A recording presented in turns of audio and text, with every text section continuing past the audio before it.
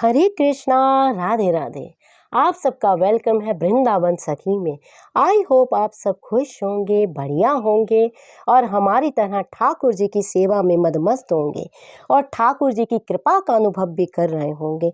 तो फ्रेंड्स, आज हम इस विषय में बात करेंगे। मुझे कई बहनें लिखती हैं कि दीदी, क्या लड्डू गोपाल जी को रात को सुलाना ज़रूरी है?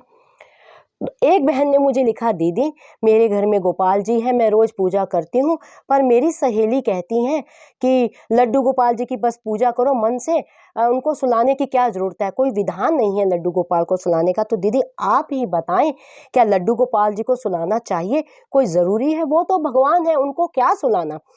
तो आज हम इस विषय में बात करेंगे, क्या गोपाल जी को सुलाना जरूरी है। तो देखिए, सबसे पहले जब आप गोपाल जी को घर में लाते, मैं ये बार बार एक बात आपसे कहती हूँ और आपने मेरे हर वीडियो में सुना होगा, मैं इसी बात पे जोर देती हूँ। जब भी आप गोपाल जी को घर में लाएं, सबसे पहले तो आप ये जानकारी रखें कि गोपाल जी की सेवा किस प्रकार की होती है, कितने प्रकार की होती है और ये सारी सेवाएं क्यों करनी चाहिए।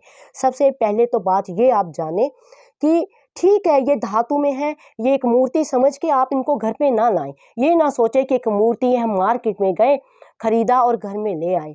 तो ये लड्डू गोपाल कोई मूर्ति नहीं है। जब आप इनकी पूजा करते हैं, जब आप इनकी सेवा करते हैं, तो स्वतः ही इनमें प्राण आ जाते हैं।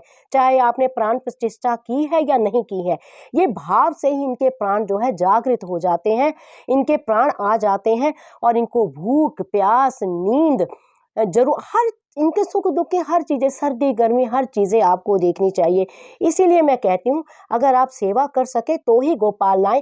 किसी को देखा देखी आप गोपाल घर में ना ले आए। 2 दिन तो शौक से आप गोपाल जी को गोद में लिए घूम रहे हैं और चौथे दिन पता लगा गोपाल जी एक ट्रॉली के ऊपर साइड पे पड़े हैं, ये कॉर्नर में गोपाल जी पड़े हैं, भूल गए सारी पूजा पाठ। तो ये तरीका गलत है। आप ऐसे भाव क्यों रखते हैं मन में? जो गोपाल जी हैं, आपके घर में बैठे हैं, आपकी फैमिली का एक सदस्य हैं, आप उनको पुत्र मानते हैं, भाई मानते हैं, पिता मानते हैं, वो आपके भाव, आप जिस भाव में मानते हैं, तो ठाकुर जी भी आपके साथ वही रिश्ता निभाते हैं।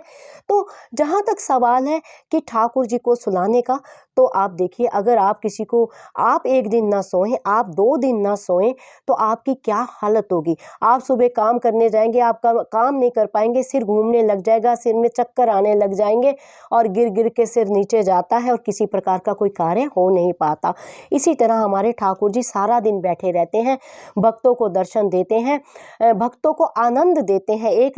इसीलिए इनका एक नाम है आनंद कंद, यानी ठाकुर जी आनंद देने वाले हैं। प्यारे आपको आनंद देते हैं और बैठे बैठे प्यारे थक जाते हैं। अब बात करते हैं कि मेरी सहेली कहती है कि ठाकुर जी की बस पूजा करो, सुलाने की कोई ज़रूरत नहीं होती है। तो मुझे बताइए, फिर ऐसा भाव है तो आप पूजा भी तो कर ही रहे हैं ठाकुर जी की। पूजा इसलिए आप कर रहे हैं कि वो, उनके भीतर प्राण है, वो आपको देख रहे हैं, आपको महसूस कर रहे हैं कि आप उनके सामने बैठे पूजा कर रहे हैं। तो अगर उनके अंदर प्राण है तो वो थकते भी हैं, वो सोते भी हैं। और सबसे बड़ी बात, अगर सोने का विधान ना हो तो मंदिरों में भी तो ठाकुर जी को सुलाया जाता है। आप हमारे निधिवन राज में आए, आप हमारे सेवा कुंज में आए। अगर आप वृंदावन आने वाले हैं तो आपने निधिवन राज का नाम सुना होगा, जहाँ हमारे बांके बिहारी प्यारे प्रकट हुए हैं, जिनके दर्शनों के लिए आप वृंदावन भागे भागे आते हैं। दर्शन पाने के लिए इतनी भीड़ लगती है। वो बांके बिहारी निधिवन राज में प्रकट हुए हैं, सेवा कुंज में आए तो प्यारे रात्रि को महारास वहाँ करते हैं, तो वहाँ पे भी प्यारे की सेज लगती है। आप निधिवन के अंदर रंग महल है, वहाँ रंग महल में रात्रि को ठाकुर जी की सेज लगाई जाती है। सेज के ऊपर नए नए बिस्तर बिछाए जाते हैं, पास में लड्डू रखा जाता है, दातुन रखा जाता है और फूलों की सेज बिछाई जाती है। और जब सुबह मंगला आरती, उस सेज लगाने के बाद वहाँ बंद कर दिया जाता है, ताला लग जाता है। सुबह जब गोसाई जी आते हैं मंगला आरती के समय, बहुत सारी भारी भीड़ होती है। भक्त भी सुबह बाहर खड़े होकर इंतजार करते हैं जब गोसाई जी आते हैं। सुबह 4 बजे 5 बजे ऋतुओं के अनुसार खुलता है वो मंदिर। आप अगर जाएं वृंदावन तो आप भी मंगला वहाँ की निधिवन राज की कीजिए। तो जब रंग महल का द्वार खुलता है, सब सब देखते ही रह जाते हैं, सबकी आंखें एकदम दंग रह जाती हैं। जो रात्रि को प्यारे की सेज लगाई गई है, वो सेज सारी बिखरी होती है। जो उसके ऊपर फूल लगाए जाते हैं, फूल सारे कुचले होते हैं। दातुन आधा किया होता है, लड्डू आधा खाया होता है और जो श्रृंगार का सामान होता है वो बिखरा होता है। यानी रात्रि को प्यारे वहाँ किशोरी राधा रानी के संग विश्राम पाते हैं। वहाँ पे सोते हैं प्यारे और लीला करते हैं। ये एक दिन की कहानी नहीं है, नित्य प्रतिदिन ये लीला वहाँ होती है और इसके साक्षात दर्शन आप अपनी, मेरे कहने पे ना जाइए, साक्षात दर्शन आप वहाँ जाके कर सकते हैं। ये युगों से हो रहा है, हर रोज होता है, नित्य प्रतिदिन ये ऐसा होता है। इसी प्रकार सेवा कुंज में जहाँ प्यारे किशोरी राधा रानी के चरण दबाते हैं, राधा रानी की सेवा करते हैं, वहाँ भी रात्रि को इसी प्रकार सेज लगती है। सेज में यही क्रिया वहाँ भी होती है।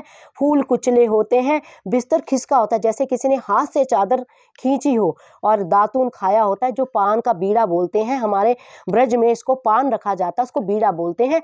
पान आधा खा के रखा होता है, लड्डू फूटा होता है, दातुन किया होता है। ये ठाकुर की लीला है, ये प्यारे की लीला है।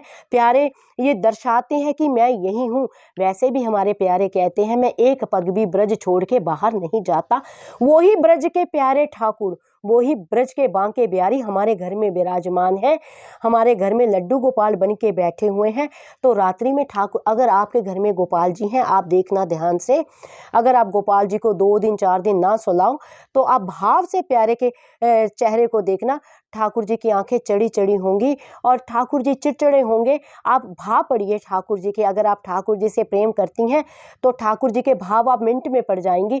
तो चेहरा एकदम ऐसे झुंझलाया होता है ठाकुर जी का मुख, और 2 दिन ठाकुर जी को आप रात्रि को शयन करा दीजिए और सुबह देखिए प्यारे का चेहरा इस प्रकार खिला होता है, इतना आनंदित होता है कि प्यारे को बड़ी अच्छी नींद आई है। तो कहने का भाव ये है, जब हम ठाकुर जी की सेवा करते हैं, जब हम उन्हें खाना देते हैं, पानी देते हैं, उनका स्नान करते हैं, पूजा करते हैं, पाठ करते हैं, सर्दियों में ऊनी वस्त्र पहनाते हैं, गर्मियों में कॉटन के वस्त्र पहनाते हैं, तो उस प्रकार ठाकुर जी को भी सुलाना बहुत ज़रूरी है। ठाकुर जी को भी नींद बहुत प्रिय है। और वैसे भी अगर आपने शास्त्र पढ़े हो तो उसमें आपने पढ़ा होगा, जो हमारे नारायण भगवान हैं, जिनका स्वरूप ये लड्डू गोपाल जी हैं, वो भी योग निद्रा में 4 महीने की योग निद्रा में जाते हैं प्यारे। तो इसी तरह हमारे घर के ये हमारे घर के मालिक हैं। हम तो इनके घर में रहते, ये हमारे घर में नहीं रहते, हम इनके घर में रहते हैं। इन्होंने कृपा करके अपने घर में हमें स्थान दिया है, हमने इनको घर में नहीं रखा। मन में ये भाव रखें, कृपा करके प्यारे ने हमें अपने घर में रखा है। तो ठाकुर जी के सुख दुख नींद का भी आप ध्यान रखें। तो आई होप आपको पता लग गया होगा कि ठाकुर जी को रात्रि को क्यों सुलाना चाहिए।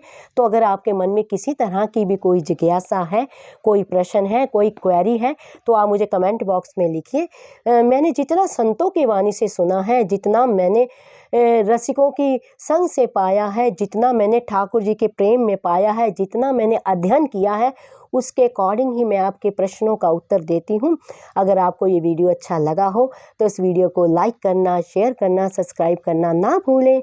हरे कृष्णा, राधे राधे।